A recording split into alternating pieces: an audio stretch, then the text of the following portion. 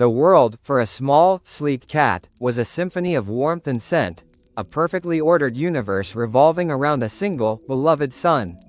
It was the early 2000s, a time of quiet domesticity within a modest, sun-dappled home nestled on the edge of a sleepy town. The cat, a creature of midnight fur and eyes like polished emeralds, knew only comfort and the steady rhythm of affection. Its early years were a tapestry woven with the softest threads, the gentle friction of a human hand stroking its spine, the deep purr that vibrated through its small chest, a sound of utter contentment. Every morning, the ritual began with the faint, comforting scent of brewing coffee, followed by the clink of a ceramic bowl against the tiled floor.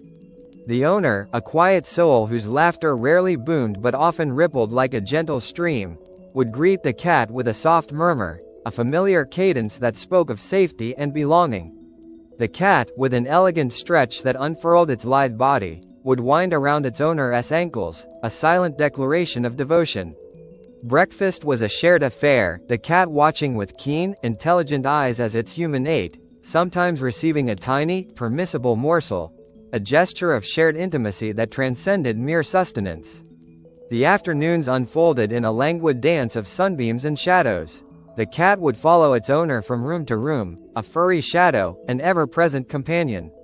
Whether the owner was engrossed in a book, the pages rustling softly, or tending to the small garden outside, the cat was never far. It learned the subtle shifts in its owner's mood, the slight tightening around the eyes when a difficult passage was read, the relaxed shoulders after a successful afternoon spent coaxing life from the soil. The cat, in turn, offered a silent, unwavering presence, a soft weight on a lap, a warm body pressed against a leg, a gentle headbutt against a hand seeking reassurance. This was the unspoken language of their bond, a dialogue of touch and gaze, a profound connection that needed no words. Evenings were the apotheosis of their shared existence. As dusk painted the windows in shades of indigo and rose, the house would settle into a hushed stillness, broken only by the crackle of a log in the fireplace during colder months, or the distant chirping of crickets in summer. The owner would often sit in a worn armchair, a blanket draped across their lap, and the cat would inevitably claim its rightful place, curled into a warm crescent, its head tucked beneath a hand, the rhythmic rise and fall of its owner's breath a lullaby. The scent of its owner a unique blend of old paper, garden earth, and a faint, sweet soap was the most comforting aroma in the world, an olfactory anchor in its perfectly secure existence. The cat felt utterly cherished, a small, vibrant heart beating in sync with a larger, human one.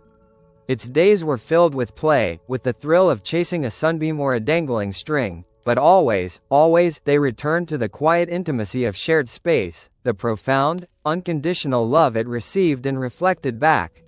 It was a life of uncomplicated joy, a testament to the simple, yet profound, happiness found in mutual companionship. As the middle years of the 2000s began to fold into themselves, a subtle shift, almost imperceptible at first, began to ripple through the cat's perfectly balanced world. The crispness in the owner's step seemed to soften, the once fluid movements now carried a faint, almost hesitant tremor. The scent of their skin, so familiar and comforting, occasionally carried a new, faint undertone, something sharp and clinical that the cat's sensitive nose registered with a quiet, internal alarm.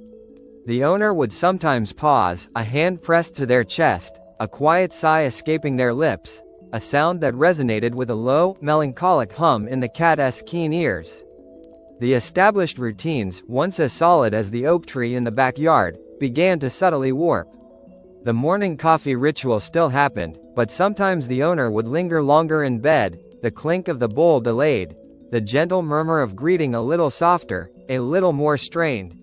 Play sessions, once vigorous and full of shared delight, became shorter, punctuated by moments of stillness where the owner would simply rest, their gaze distant, their hands still on the cat's fur but lacking the usual energy.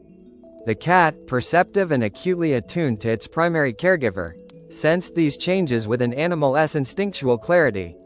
It watched, its emerald eyes wide and unblinking, tracking every nuanced alteration in its owner's gait, the slight slump of their shoulders, the way their breath sometimes caught.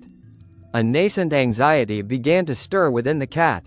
Its innate sense of security, once absolute, now had a faint, almost imperceptible crack.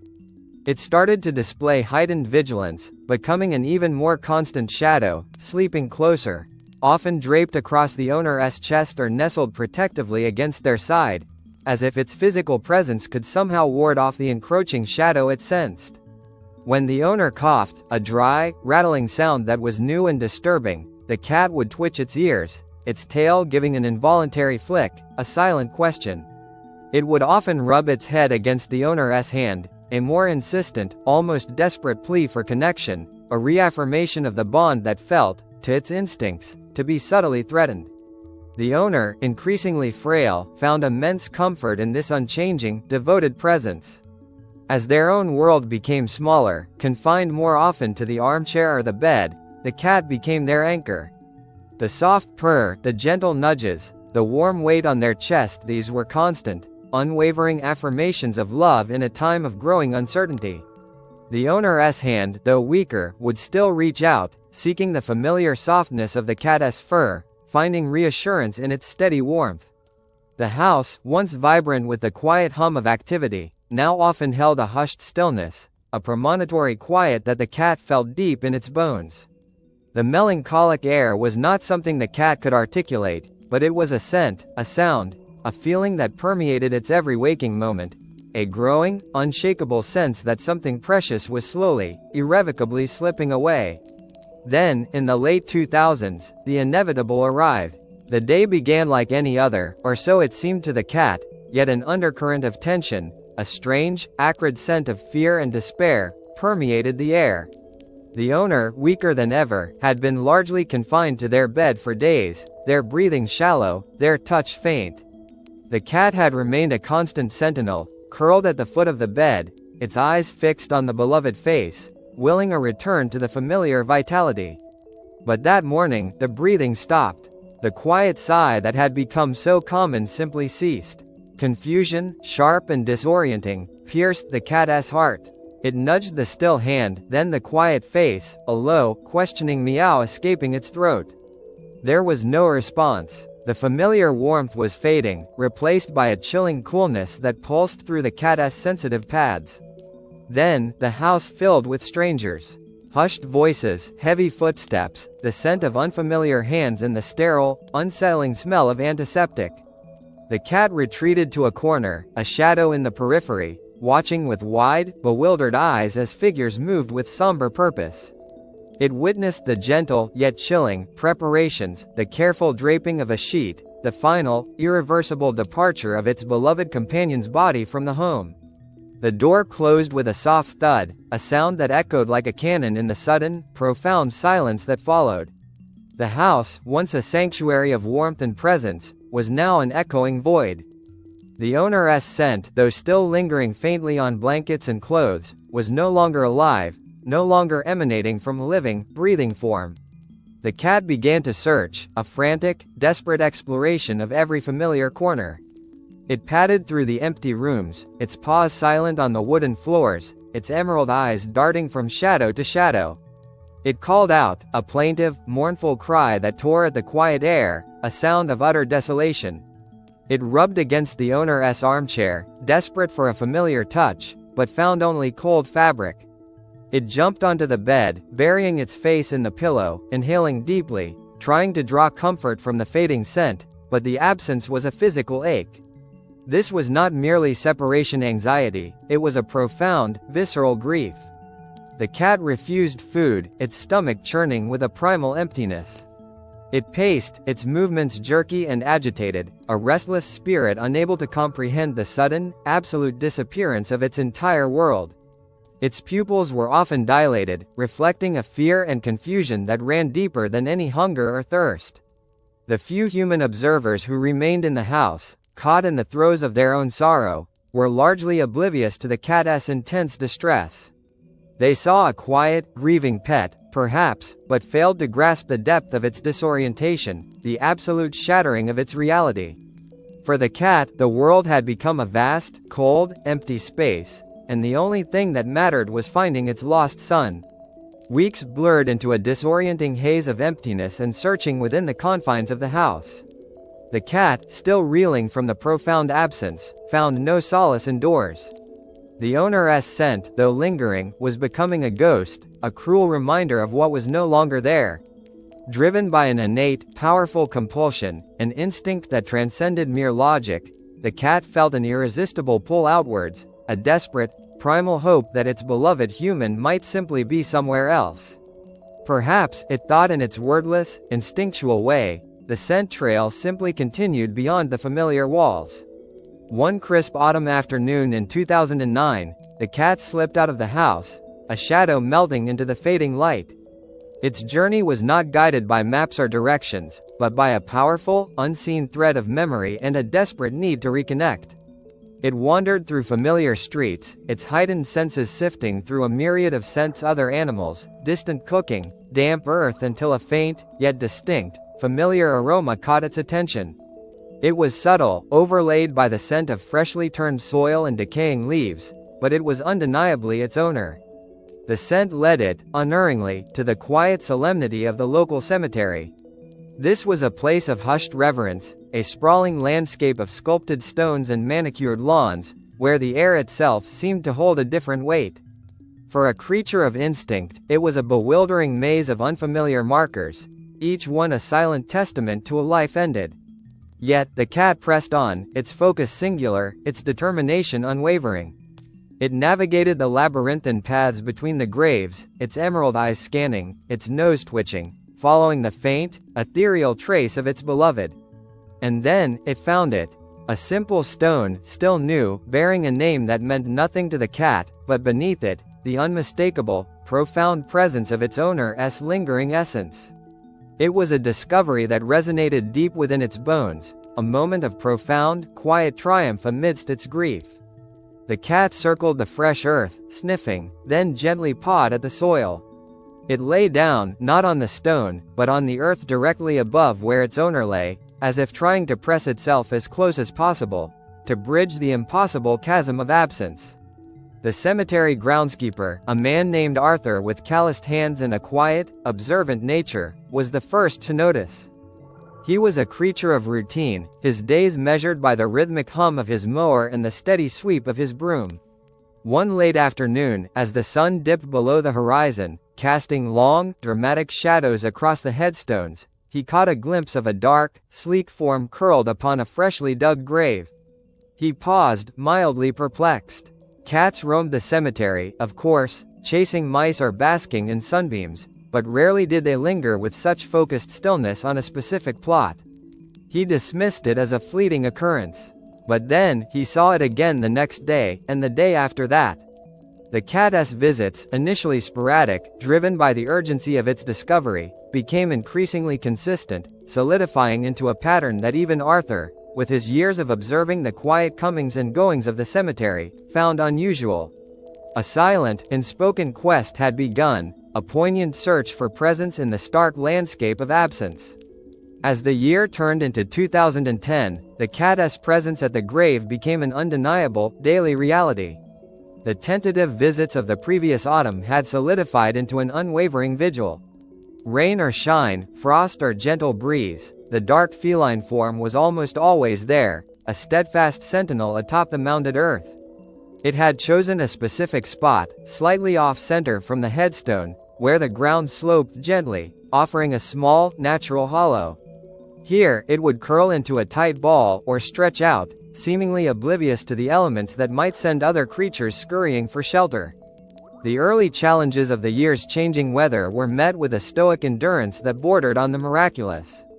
A particularly bitter cold snap in January saw frost clinging to its dark fur, yet it remained. A sudden, torrential downpour in spring left it soaked to the skin, but still, it held its ground.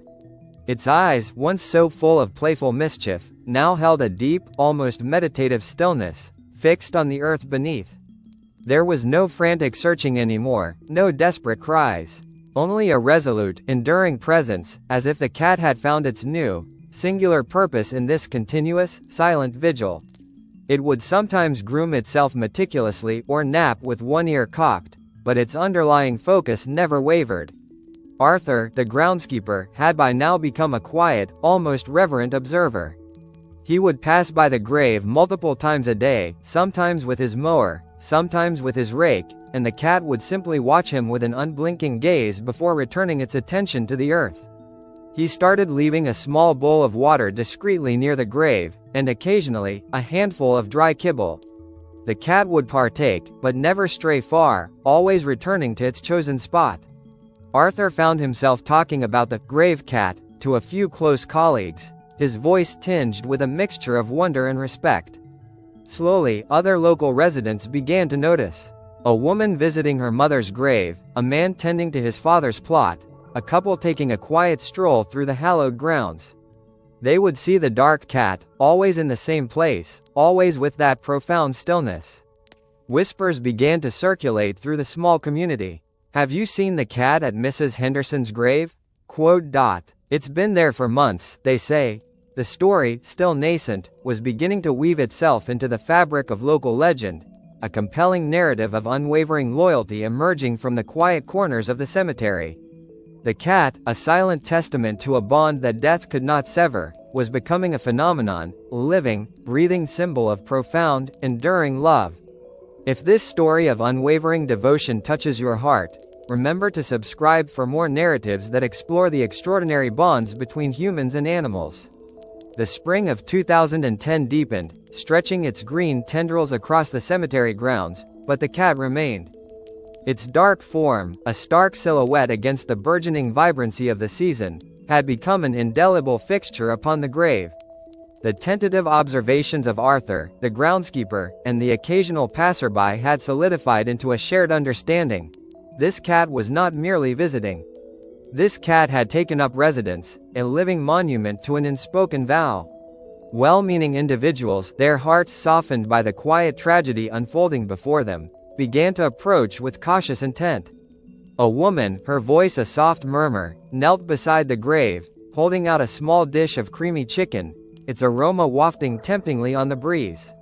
The cat, its emerald eyes fixed on the distant horizon beyond the headstones, flicked an ear. It acknowledged the offering, perhaps even the kind intention behind it, with a slow blink, but did not move. The dish remained untouched for a long moment, the cat's stillness a silent, unyielding refusal.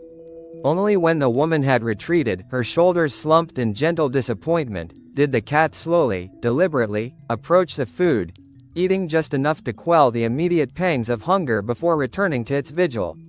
Another visitor, a man with a weathered face and hands that spoke of a lifetime of labor, tried a different approach. He brought a soft, fleece blanket, carefully unfolding it near the grave, hoping to offer a warmer, more comfortable resting place than the cool earth.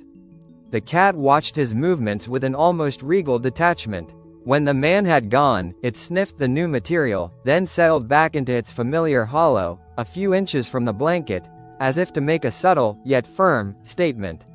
This ground, this precise patch of earth, was its chosen sanctuary, its sacred space. No manufactured comfort, however well-intentioned, could displace its deep-seated purpose. The attempts continued, each one a testament to human compassion clashing with animal autonomy. Some tried to scoop the cat up, murmuring soothing words, intent on taking it home, offering a warm bed, regular meals, and the perceived safety of four walls. But the cat, though not aggressive, possessed a surprising strength and agility when its chosen spot was threatened. It would slip from their grasp with the fluidity of water, darting away only to reappear moments later, already back at the grave, its posture radiating a fierce, quiet defiance. Its focus was singular, unshakable. Its purpose, though inscrutable to human minds, was absolute. The elements, too, tested its resolve. A sudden, violent thunderstorm ripped through the valley one afternoon, turning the cemetery into a churning landscape of mud and wind-whipped trees. Rain lashed down in sheets, blurring the outlines of the headstones, soaking the earth. Arthur, watching from the shelter of his small shed, expected the cat to flee, to seek refuge under a dense bush or the eaves of the old chapel. But when the storm finally broke, leaving behind a world shimmering with moisture, the cat was still there. Its fur was plastered to its slender frame, its body trembling faintly from the cold, but its eyes, though narrowed against the lingering damp, were still fixed on the grave. It shook itself, a spray of water arcing from its body, then curled back into its familiar vigil, a testament to an endurance that seemed to defy the very laws of feline comfort. The heat of summer brought its own challenges. Days simmered, the air thick and heavy, the sun beating down mercilessly on the open expanse of the cemetery. The cat would seek what little shade it could find, often tucking itself into the shadow cast by the headstone itself, but it never strayed far. Its breathing would be shallow, its body radiating heat, yet its presence remained unwavering.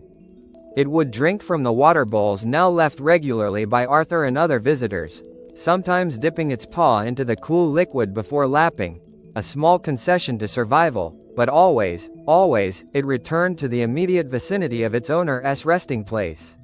This steadfastness, this almost miraculous endurance, began to reshape the way people viewed the cat. It was no longer just a stray, or a pet that had lost its way. It was a phenomenon, a quiet, living symbol of an extraordinary bond. Its fierce autonomy, its resistance to being rescued or relocated, spoke volumes. It was not simply surviving, it was choosing to be there, enduring hardship for a reason only it truly understood. There was a bittersweet quality to its vigil, the beauty of its loyalty entwined with the sadness of its chosen hardship, a poignant tableau against the quiet backdrop of the cemetery.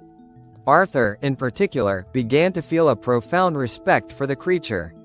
He saw not just a cat, but a spirit, resolute and unyielding, teaching a silent lesson in devotion to anyone who cared to observe. He made sure the water bowls were always full, often checking them himself before he left for the day, a small, unspoken pact between the groundskeeper and the guardian of the grave. As the months of 2010 progressed, the quiet hum of local concern for the grave cat began to swell into a more organized, communal embrace. Arthur, with his steady observations and matter-of-fact accounts, had been a key catalyst. He spoke of its unwavering presence, its refusal to leave, its stoic endurance of the elements. His words, delivered without embellishment, carried the weight of authenticity, convincing even the most skeptical that this was no ordinary stray. Word of mouth spread through the sleepy town like the scent of blooming jasmine on a summer evening. At the local bakery, over steaming cups of coffee in the diner, or during casual chats at the post office, the cat became a recurring topic. "Did you hear about the cat at Mrs. Henderson's grave?"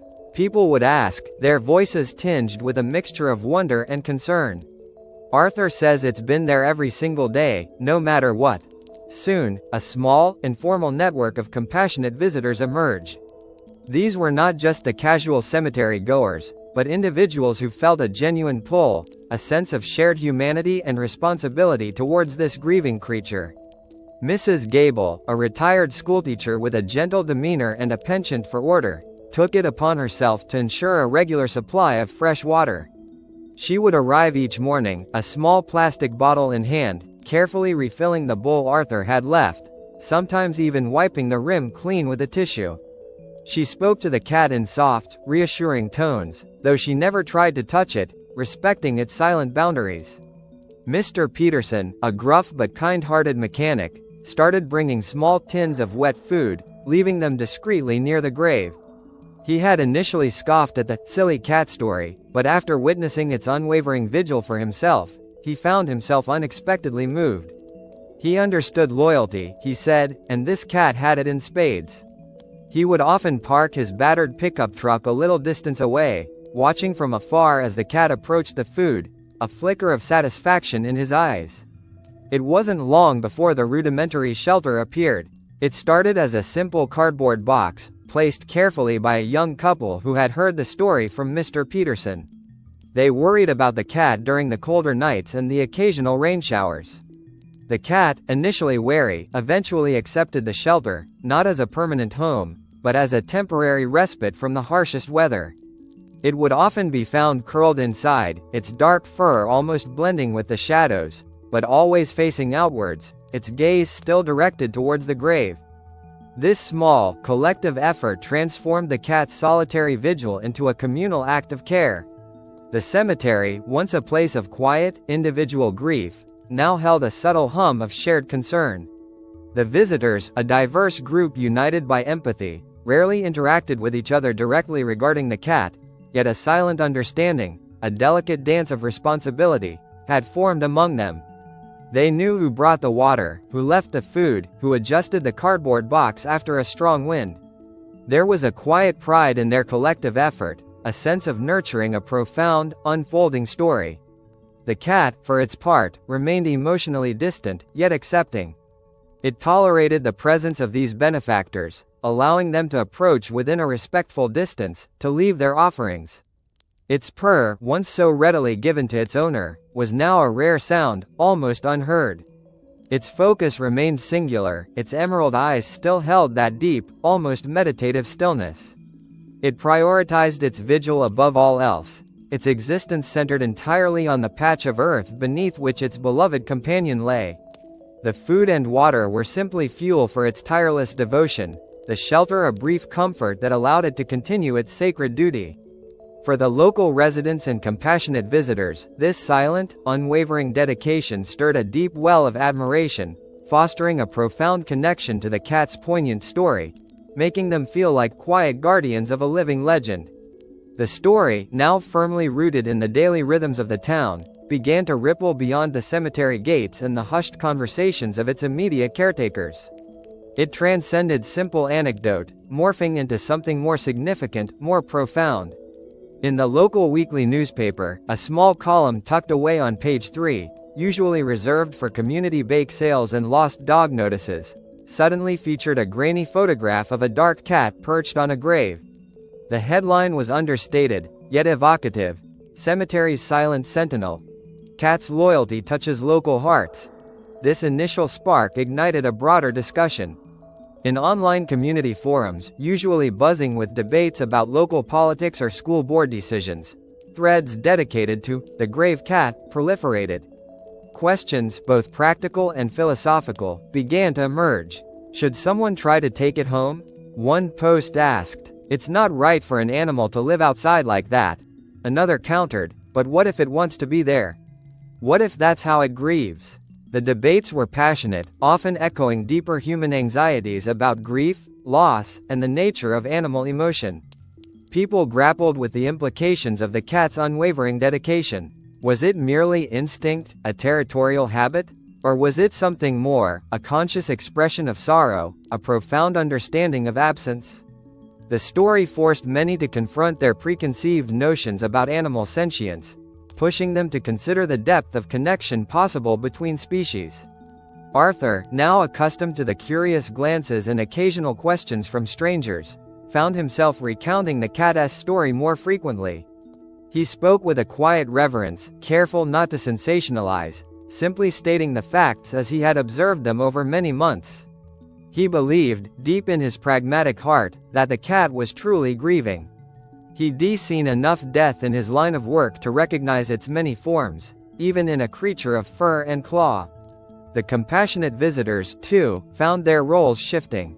They were no longer just quiet benefactors, they became reluctant spokespeople, sharing their experiences with newfound acquaintances who sought them out. Gable, usually reserved, found herself explaining her morning routine to a reporter from a neighboring town, her voice filled with a mixture of pride and a touch of protectiveness for the cat. "It's not a pet anymore," she explained, "it's a testament. You can't just move a testament." Quote. The story began to resonate on a deeper, almost philosophical level. It prompted contemplation on the very nature of loyalty, the enduring power of love, and the mysterious ways in which different species processed profound loss. Was this cat a symbol of unwavering devotion, or a tragic figure trapped in an endless cycle of sorrow? The answers varied, reflecting the diverse perspectives of a community grappling with an extraordinary event. Some advocated for forceful intervention, believing the cat needed to be saved from its self-imposed hardship, fearing for its welfare as the seasons turned. Others argued vehemently for respectful observation, asserting that the cat's profound act of loyalty should be honored, its choice understood and protected. Amidst these burgeoning discussions, a new player began to emerge from the periphery: the media. Not just the local weekly, but larger regional papers, then online news portals, sensing a powerful human interest story brewing. A journalist, a young woman named Clara with an earnest gaze and a notebook always at hand, was among the first. She had read the small column, then seen the forum discussions, and felt an undeniable pull. This wasn't just a local curiosity, it was a narrative that tapped into something universal. Clara made her first quiet inquiries, speaking to Arthur, then to Mrs. Gable and Mr. She observed the cat for hours, sitting on a distant bench, camera in hand, careful not to disturb its profound stillness. She noted the way the cat's fur, once sleek and uniformly dark, was now faintly matted in places, a testament to its outdoor life. She saw the unwavering gaze, the quiet resilience. She gathered anecdotes, piecing together the timeline, the subtle shifts in the community's response. She sensed the raw, emotional power of the story, the way it moved people, making them pause and reflect on their own lives, their own losses, their own capacity for love. She knew, with a journalist's instinct, that this was a story that deserved to be told, not just to a small town, but to a wider world hungering for tales of extraordinary connection. The whispers of wonder were about to become a chorus. The initial reports, penned by Clara and disseminated through her regional newspaper, were like tiny sparks catching dry tinder. In the summer of 2010, the story of the grave cat, the silent sentinel of Mrs. Henderson's resting place, began to ignite. Clara's prose, earnest and devoid of sensationalism, focused on the raw, undeniable loyalty she had witnessed. She described the cat's emerald eyes, fixed with an almost spiritual intensity on the earth, its dark fur a stark contrast to the vibrant green of the cemetery lawn. She quoted Arthur, the groundskeeper, whose gruff words only lent more weight to the tale, and subtly wove in the quiet observations of Mrs. What started as a regional curiosity quickly became a national phenomenon. Online news portals, with their insatiable appetite for compelling human interest stories, picked up Clara's articles. Pictures of the cat, often blurry from being taken at a respectful distance, began to circulate across the internet, shared thousands of times on nascent social media platforms. The story went viral, a testament to humanity's enduring fascination with profound, unconditional love. The cemetery, once a sanctuary of quiet reflection, began to transform. The hushed reverence that typically cloaked the hallowed grounds was slowly, then dramatically, fractured. First came the local television crews, their vans incongruous against the backdrop of ancient oaks and marble headstones. Bright lights, usually reserved for film sets, illuminated the gravesite at dusk, casting long, distorted shadows that danced across the cat's unmoving form. Microphones, like metallic stalks, were thrust towards Arthur, who, though uncomfortable in the spotlight, reiterated his observations with a weary patience. Then came the national media, their presence more imposing, their equipment more sophisticated. Satellite trucks, their dishes pointed skyward, parked along the winding cemetery roads, disrupting the flow of quiet visitors. Reporters, impeccably dressed and armed with polished words, delivered live broadcasts from the edge of the grave, their voices solemn, yet imbued with an almost theatrical gravitas. They spoke of unprecedented loyalty, of a bond beyond the grave, their narratives echoing the universal longing for such unwavering devotion. The atmosphere in the cemetery became intense, overwhelming. The quiet solemnity was not merely disrupted, it was shattered. The gentle rustle of leaves was replaced by the whir of camera lenses and the low murmur of production teams. The scent of damp earth and blooming flowers was now overlaid with the metallic tang of camera equipment and the faint perfume of many strangers. Curious onlookers, drawn by the media circus, began to flock to the site, transforming a place of personal grief into a public spectacle. They came with cell phones, eager to capture their own blurry image of the famous cat, their hushed whispers and occasional exclamations a jarring counterpoint to the cat's unwavering stillness. The cat, the unwitting star of this sudden drama, initially reacted with confusion. Its ears, usually attuned to the subtle movements of birds or the distant hum of Arthur's mower, twitched constantly, overwhelmed by the cacophony. Its emerald eyes, once so focused on the grave, now darted nervously, tracking the shifting shadows of unfamiliar figures. It retreated further into its stoic resolve, becoming more elusive. When the crowds grew too dense, it would melt away into the thick undergrowth bordering the cemetery, a dark streak against the green. But always, after a few hours, or sometimes only minutes, it would reappear, a silent ghost returning to its anchor. It never abandoned the grave, its presence a defiant statement against the encroaching chaos. Its vigil remained its sole, sacred purpose, even as the world around it descended into a bewildering maelstrom of human attention. Clara, the journalist, found herself in a whirlwind. Her initial, quiet reports had mushroomed into a global phenomenon, and she was at its epicenter. She felt a surge of professional pride, certainly, but also a growing unease. The story she had sought to tell, a poignant tale of devotion, was being consumed, amplified, and perhaps distorted by the very mechanisms of its dissemination. She was driven, aware of the story's immense impact, but also navigated a complex ethical landscape. How much was too much? When did reporting become intrusion? She observed the cat's heightened wariness, the way it flinched at sudden movements, and a knot of concern tightened in her stomach. The local residents, those who had quietly nurtured and observed the cat for months, felt a complex mix of emotions. There was a definite pride that their cat, their quiet legend, was being recognized. Gable, while pleased that the cat's story was touching so many hearts, found herself bristling at the sheer volume of strangers. "They don't understand," she muttered to Arthur one afternoon, watching a camera crew set up near her mother's plot. "They just see a story. They don't see the quiet sadness, the real meaning." Arthur, pragmatic as ever, simply grunted in agreement, his gaze fixed on the cat, which was now a distant, dark speck near the grave, its posture radiating a palpable discomfort with the public intrusion.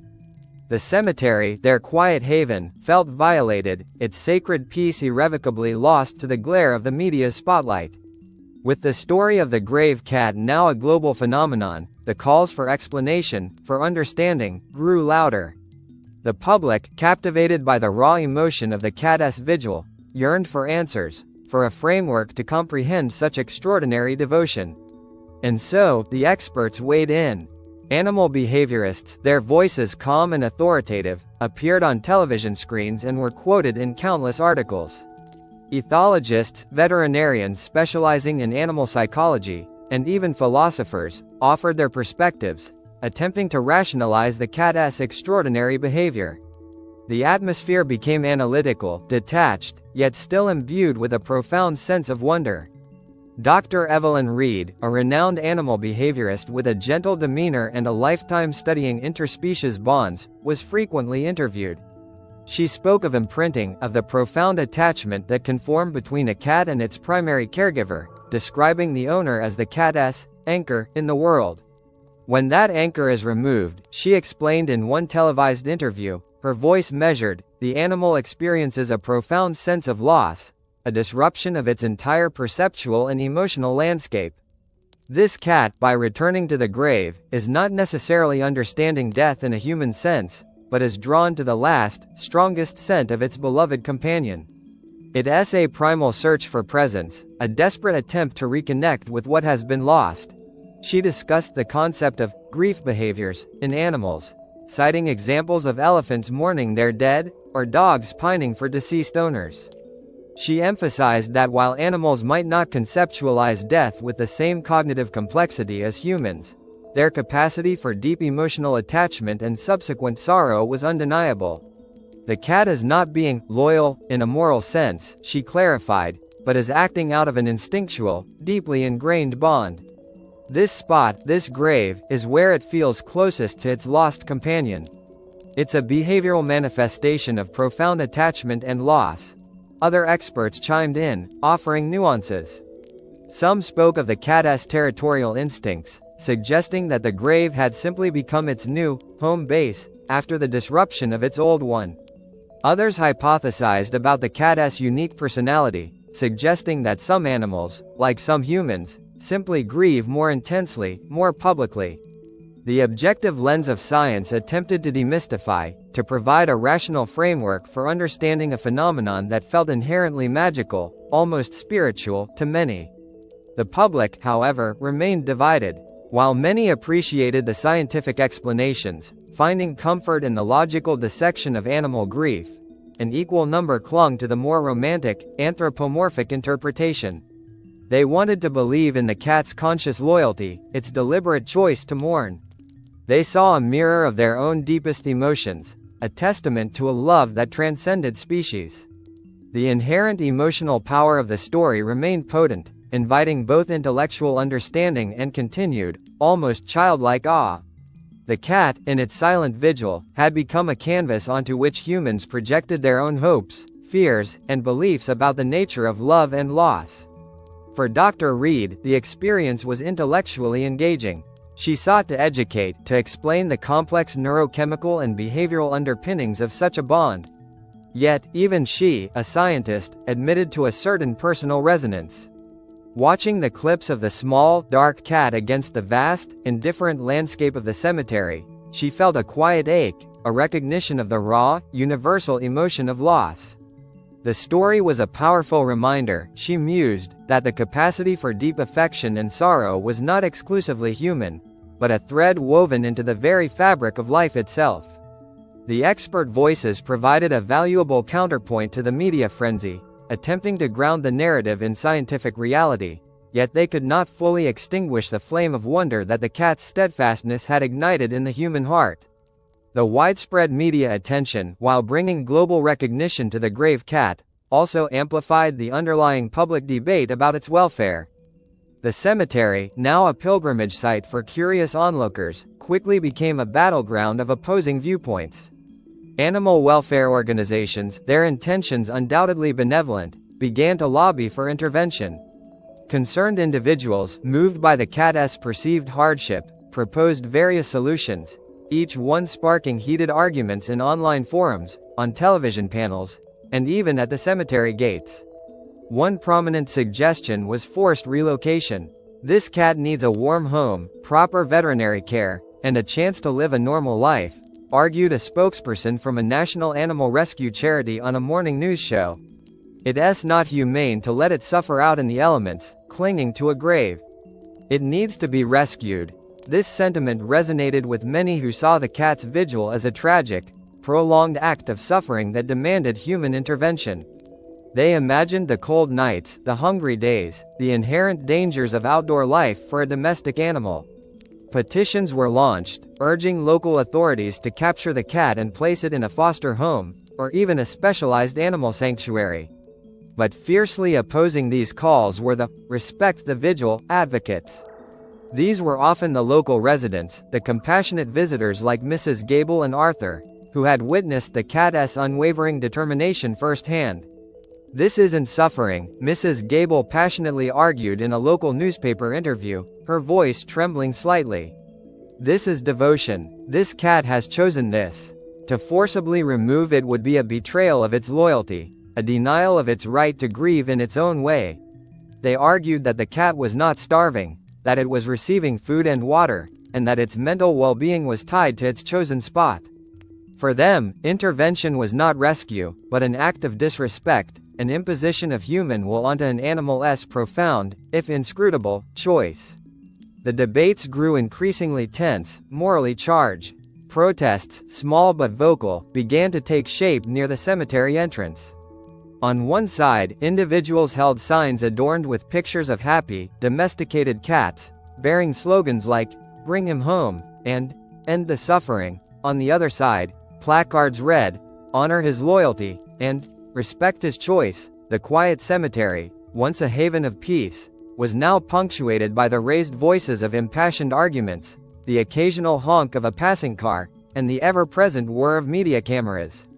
The cat, meanwhile, remained largely unaffected by the human drama unfolding around it. Its vigil remained its sole focus, its stoic resolve unbroken. However, it did exhibit a heightened wariness towards the increased human activity. It became even more adept at disappearing into the undergrowth when crowds grew too large or too boisterous. Its emerald eyes, usually still, would now track movements more intently, a subtle tension in its shoulders. It would often wait until late evening, after the last of the news crews had packed up and the curious onlookers had dispersed, to approach the food bowls left by Arthur or Mrs. Gable. The human conflict, though centered around its very being, seemed to pass over it like a storm, leaving its core purpose untouched. The complexities of human-animal ethics were being played out in real time, highlighting the profound desire to do what's best, even when best was a matter of fierce, heartfelt contention. Amidst the swirling storm of public outcry and conflicting expert opinions, the local authorities found themselves in an unenviable position. The town council, usually preoccupied with zoning permits and road repairs, was now facing a dilemma of national, even international, interest. The mayor, a pragmatic woman named Mayor Reynolds, convened an emergency meeting, bringing together representatives from animal welfare organizations, local law enforcement, and key community members, including Arthur, the groundskeeper, and Mrs. The atmosphere in the council chambers was thick with tension. Arguments for and against intervention were rehashed, each side presenting compelling, emotionally charged cases. The animal welfare groups presented veterinary reports on the risks of outdoor living, emphasizing the cat's vulnerability to disease, predators, and harsh weather. They showed photographs of rescued strays, healthy and thriving in new homes, arguing for the cat's right to a safe, comfortable life. However, Arthur's testimony proved to be a quiet, yet powerful, turning point. He spoke simply, without embellishment, of his daily observations. "He's not sick," Arthur stated, his voice steady, his gaze unwavering. "He's not starving. He always comes back. He chooses to be there. I've seen him weather blizzards and heat waves. He's a tough cat. And he's doing what he needs to do." His words, coming from a man who had observed the cat for nearly a year, carried an undeniable weight, cutting through the rhetoric. Gable, her hands clasped tightly in her lap, echoed Arthur's sentiment. "We've all tried to move him," she said, her voice soft but firm. "He won't go. His heart is there. We've fed him, watered him, given him shelter. He accepts that. But he won't leave. To force him would be to break something in him that we don't understand, but we must respect." The consensus among the compassionate visitors, those who had quietly guarded the cat for months, was clear. The cat's vigil must be respected. They argued that forced relocation would cause more distress than comfort, disrupting a profound, instinctual bond that had become the very core of the cat's existence. After hours of intense debate, a crucial decision was reached. Mayor Reynolds, her face etched with the strain of navigating public pressure, announced the council's resolution. "While we understand and appreciate the concerns for the cat's welfare," she stated, her voice resonating with a measured authority, "and we commit to ensuring its continued health and safety, the town council has decided to respect the cat's apparent choice. Its vigil will be respected. We will not attempt to forcibly remove it from the cemetery." The decision was met with a mix of relief and muted triumph from the "respect the vigil" contingent, and a quiet, disappointed murmur from the interventionists. The tension in the room, which had been almost palpable, began to dissipate, replaced by a sense of collective responsibility and a quiet affirmation of respect for a creature's profound autonomy. The mayor further stipulated that a designated fund would be established for the cat's ongoing care, managed by Arthur and Mrs. Gable, ensuring regular veterinary checkups and consistent provisions. It was a humane and respectful resolution, acknowledging both the cat's welfare and its unique, powerful bond. The compassionate visitors and Arthur felt a sense of vindication, their quiet guardianship now officially sanctioned, their purpose renewed. The cat, though unaware of the human machinations, had, in its own silent way, won the right to grieve on its own terms, its resolute spirit having subtly influenced the course of human action. With the crucial decision made, a palpable sense of relief settled over the small town, and with it, a new, more respectful dynamic emerged around the grave cat. The initial chaos of the media circus began its slow, inevitable recession. The national news crews, having wrung every last drop of dramatic tension from the intervention debate, packed up their bright lights and satellite dishes, their vans rumbling away from the cemetery gates, seeking the next viral sensation. The intense, overwhelming atmosphere gradually gave way to a calmer, more settled quiet. The public's interaction with the cat also became more subdued, more reverent. The throngs of curious onlookers dwindled, replaced by those who came not for spectacle, but for quiet contemplation, drawn by the profound symbolism of the cat's unwavering presence. They would stand at a respectful distance, observing the dark, still form, a silent testament to enduring love. The cemetery, though forever changed by its moment in the global spotlight, began to reclaim its sacred space, its solemnity returning, albeit with a new, poignant layer of meaning. The makeshift shelter, the simple cardboard box, was replaced by a more substantial, yet discreet, structure. It was built by a local carpenter, a man who had been deeply moved by the story, crafted from weather-resistant wood, painted a muted green to blend with the landscape. It was small, just large enough for the cat to curl up comfortably, with a soft blanket inside and a small opening facing the grave. This improved shelter, a symbol of the community's renewed commitment, offered genuine protection from the elements without infringing on the cat's autonomy. It was placed just a few feet from the headstone, a silent understanding of the cat's chosen spot. The community, having weathered the storm of debate, now settled into a unified, quiet, supportive role. The designated fund, managed by Arthur and Mrs. Gable, ensured a steady supply of high-quality food, fresh water, and occasional, non-intrusive veterinary visits by a compassionate local vet who understood the unique circumstances. Arthur continued his daily rounds, always making sure the water bowls were full and the shelter was clean, sometimes leaving a small, favored treat near the cat's resting place. Gable still visited, often just sitting on a nearby bench, reading a book, her presence a comforting, familiar anchor for the cat. The media presence diminished to occasional follow-up stories, usually brief updates on the cat's continued vigil, framed now as a symbol of unwavering loyalty rather than a spectacle of potential suffering. The cat, having weathered the storm of human attention, settled back into its sustained routine. Its vigilance remained, but the frantic energy of its initial confusion had dissipated. It was still wary of strangers, but the constant pressure of being observed had lessened. Its loyalty, undiminished by the human drama, remained the core of its existence. It was a new equilibrium, a delicate balance struck between human compassion and animal independence. The cat was no longer just a grieving pet, it had become an emblem, a quiet legend, embodying a universal truth about the enduring power of connection. The community, once divided, was now united in its quiet guardianship, honoring the extraordinary bond between a cat and its owner, allowing the silent sentinel to continue its profound vigil, undisturbed in its sacred duty.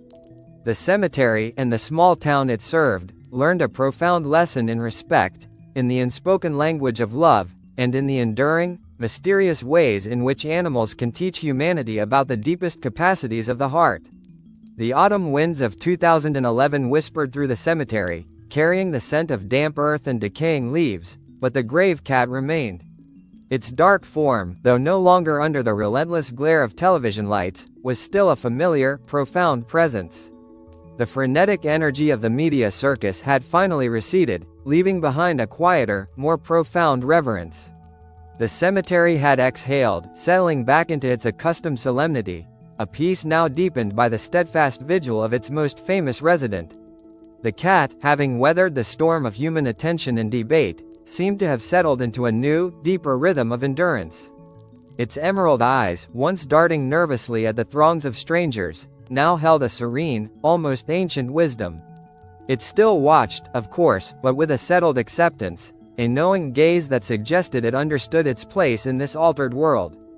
The discreet, weather-resistant shelter, painted a muted green to blend with the landscape, became its trusted haven, a small, dark womb of comfort near the headstone.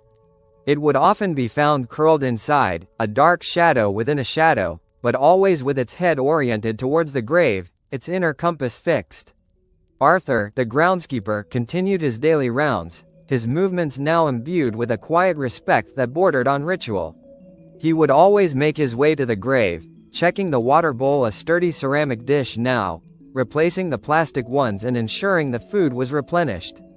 He'd often pause, leaning on his rake, simply observing the cat. Sometimes he'd murmur a soft greeting, "Morning, old friend," and the cat would respond with a slow blink, a silent acknowledgement of their shared, unspoken understanding. Arthur no longer saw just a cat. He saw a living testament, a creature whose unwavering purpose had touched his own pragmatic heart. He found a quiet satisfaction in his role as its guardian, a sense of contributing to something larger than himself, something truly extraordinary. Gable, the retired schoolteacher, also maintained her steadfast presence. Her visits became less about checking on the cat's immediate needs and more about simply being there. She would bring her worn copy of a classic novel, settling on a nearby bench, the rustle of pages the only sound to break the quiet. She rarely tried to interact directly with the cat, respecting its profound focus, but she felt its presence like a warm, steady hum.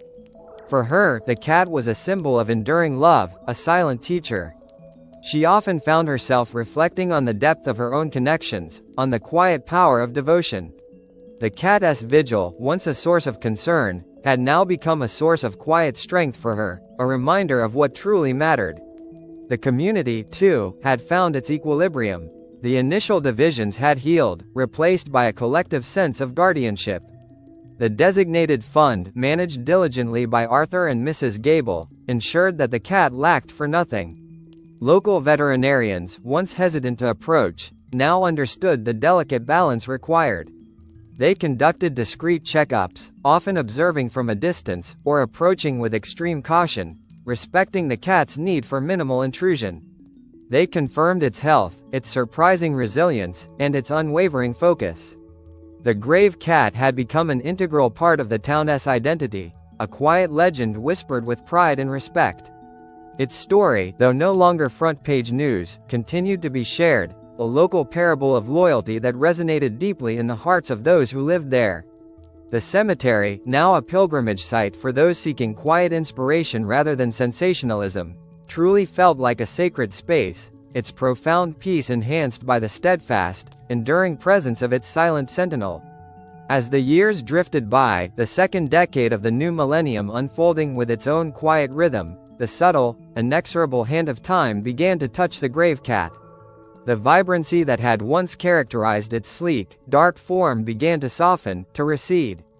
It was a gradual process, almost imperceptible at first, like the slow dimming of a distant star.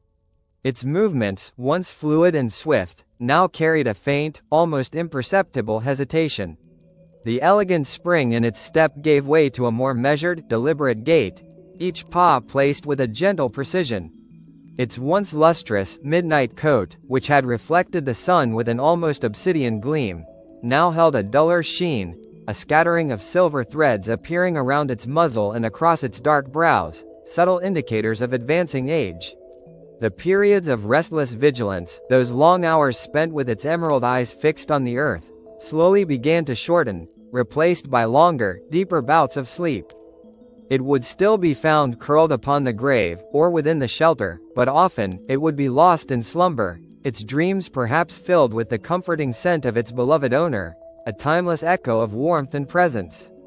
The compassionate visitors, those who had formed the unwavering support network, noticed these changes with a growing sense of tender sadness. Arthur, with his keen, observant eyes, was among the first. He saw the way the cat struggled a little more to climb onto the low stone wall, the slight stiffness in its joints after a long nap. He noticed how its appetite, though still healthy, was no longer as voracious, its portion smaller. He would sometimes find it simply sitting, not actively watching, but simply being, its gaze softened, its energy conserved. A quiet ache would settle in his chest, a recognition of the inevitable passage of life. Gable, her own movements a little slower now, found herself spending longer periods simply watching the cat. She noted the way its purr, when it rarely offered one in response to a gentle scratch behind the ears, felt weaker, a little more fragile. She saw the cloudy film that sometimes seemed to drift across its emerald eyes, a sign of age. She would often sigh, a soft, melancholic sound, acknowledging the beauty of its enduring spirit, even as its physical form began its slow fade. She knew, with an unspoken certainty, that this extraordinary vigil, like all things in this transient world, could not last forever. The subtle changes in the cat's demeanor were not signs of diminished purpose, but rather a testament to its profound, unyielding spirit.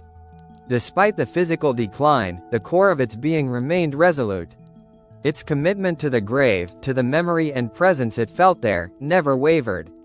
It was simply a different kind of vigil now, one tinged with the quiet grace of age, a testament to a loyalty that transcended even the body's weakening frame.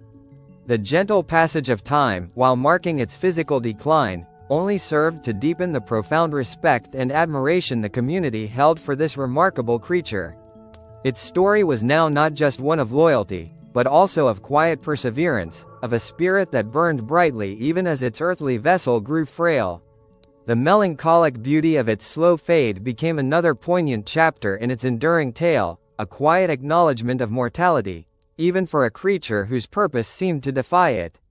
The late 2000s and teens brought with them a crispness in the air, a sense of gathering stillness that seemed to permeate not just the seasons, but the very fabric of life in the cemetery. The cat's decline, once subtle, had become more pronounced. Its once sleek frame was now noticeably thinner, its bones more prominent beneath the dulled fur. Its steps were slow, deliberate, each movement an effort, a testament to a spirit that still willed its body forward. Its days were spent mostly sleeping, curled tightly within its green-painted shelter, or stretched out on the grave, bathed in the weak winter sun, its breathing shallow and rhythmic. Arthur, on his morning rounds, had begun to approach the grave with a growing sense of trepidation. Each day, he braced himself for the possibility of absence, for the stillness that would signify the end. Gable, too, found her heart aching with a tender sorrow. She would bring soft, warmed chicken, spoon-feeding the cat when its appetite was particularly weak, her hand gentle, her voice a soothing murmur. She saw the light in its emerald eyes dimming, the once vibrant green now clouded with age and a profound weariness. Then, one quiet morning in the late winter of 2019, the inevitable arrived. The first rays of dawn painted the eastern sky in hues of rose and gold, casting long shadows across the snow-dusted headstones. Arthur, arriving at the cemetery with his familiar thermos of coffee and the day's provisions for the cat, felt an immediate, profound stillness. The air, usually alive with the subtle hum of the waking world, felt heavy, hushed. He walked towards the grave, his boots crunching softly on the frozen ground. The green shelter stood silent, empty. A knot tightened in his stomach. His gaze shifted, and there, nestled against the cool marble of its owner's headstone, was the cat. It was curled in its familiar crescent shape, its head tucked beneath its paws, as if in a deep, peaceful sleep. Its dark fur, dusted with a fine layer of frost, seemed to blend seamlessly with the shadow cast by the stone. Arthur knelt, slowly, his calloused hand trembling slightly as he reached out. He gently touched the cat's flank. There was no warmth, no gentle purr, no soft rise and fall of breath. The body was still, cold, utterly at peace. The cat had passed away, quietly, in its sleep, at the very heart of its extraordinary vigil, reunited in spirit with the companion it had so faithfully mourned. A profound grief, deep and unexpected, washed over Arthur. He sat there for a long moment, kneeling in the cold, the rising sun casting its golden light over the silent scene. He thought of the years, the countless days he had seen this creature, a steadfast symbol of love in the face of loss. He felt a sense of closure, yes, but also a raw, aching emptiness. A chapter had ended, a silent, powerful story brought to its natural, poignant conclusion. Word spread quickly through the small town. Gable received the call from Arthur, her voice breaking with tears, yet also with a profound sense of gratitude. "He's with her now," she whispered, a bittersweet solace. The community reacted with a collective, profound sadness. Many who had followed the cat's story for years felt a personal sense of loss, as if a beloved family member had departed. The burial was a quiet, respectful affair. Arthur, Mrs. Gable, and a few other compassionate visitors gathered. The cat was gently laid to rest in a small, hand-dug plot, directly beside its owner's grave, beneath the earth it had guarded for so long. A simple wooden marker, carved by Arthur himself, bore no name, only the words, "The Grave Cat." Loyal until the end, it was a moment of deep reverence, marking the end of an extraordinary era of devotion, but also the beginning of a powerful, enduring legacy.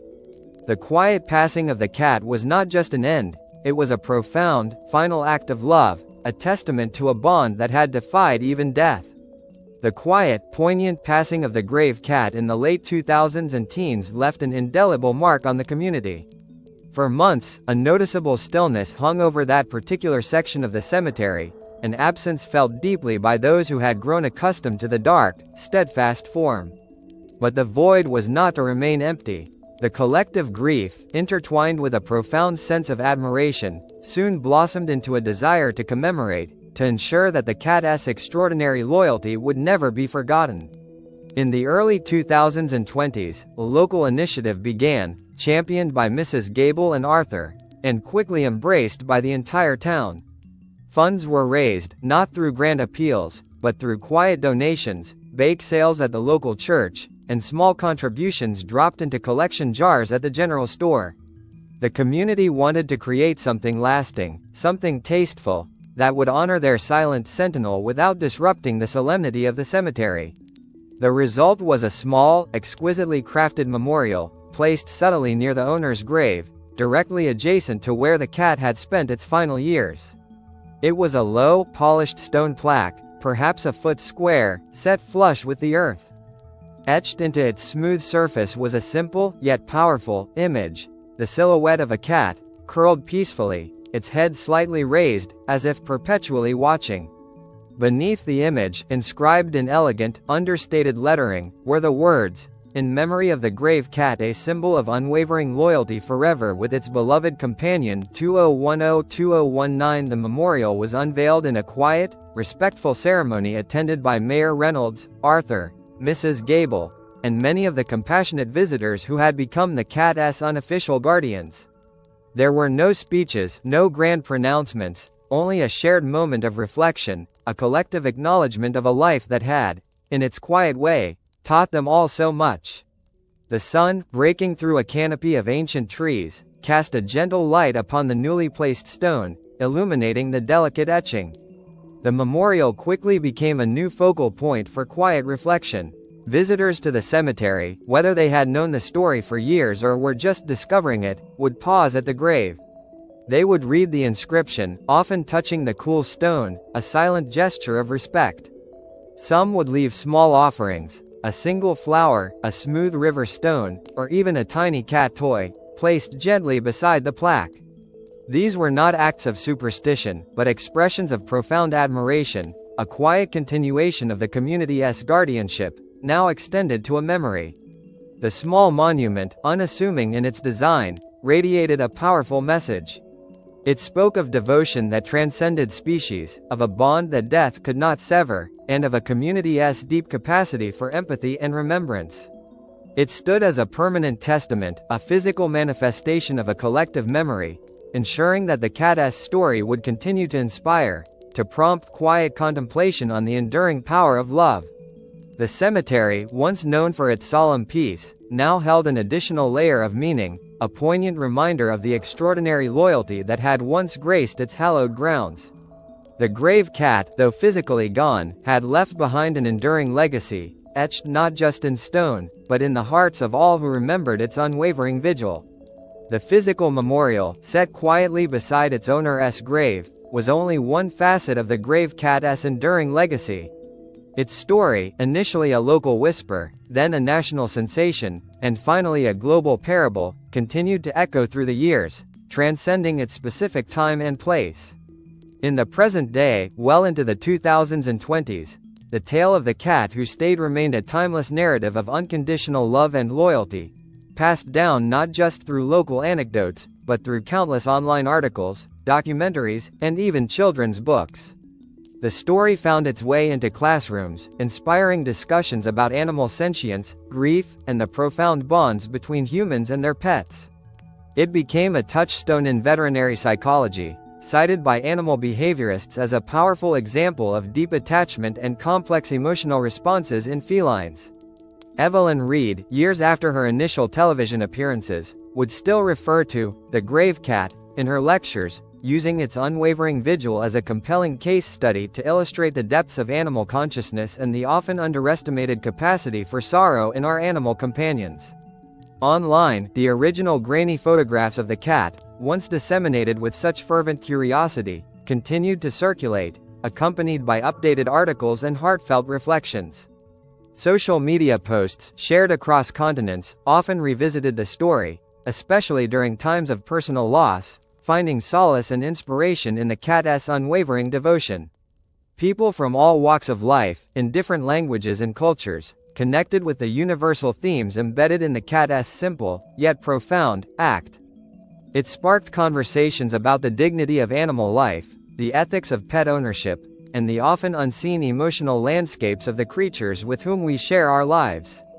The small town, forever marked by its extraordinary resident, continued to embrace its role as the keeper of the legend. The cemetery, though no longer a media hub, still drew visitors from afar, not just to the owner's grave and the cat's memorial, but to experience the quiet atmosphere of profound respect that had settled over the grounds. Arthur, now a wise, silver-haired figure, would occasionally be approached by strangers asking about the cat. He would recount the story with a gentle smile, his voice soft, his eyes holding the distant memory of a steadfast feline friend. Gable, too, in her later years, found comfort in knowing that the cat's spirit lived on, inspiring countless others. The grave cat, an unknown domestic feline from a sleepy town, had become more than just a memory. It had transformed into a symbol. It was a quiet testament to the enduring power of love, a stark reminder that loyalty knows no species, and that even in death, the bonds forged in life can continue to resonate, echoing across time and inspiring reflection on the deepest capacities of the heart. Its story, a simple narrative of a cat and a grave, had, in its quiet power, contributed to a deeper, more empathetic understanding of animal consciousness, leaving an indelible paw print on the collective human psyche, a timeless parable of devotion that continues to inspire and move generations. Like the enduring loyalty of our grave cat, our stories aim to touch hearts and inspire reflection. Subscribe to join our community and never miss a tale of profound connection.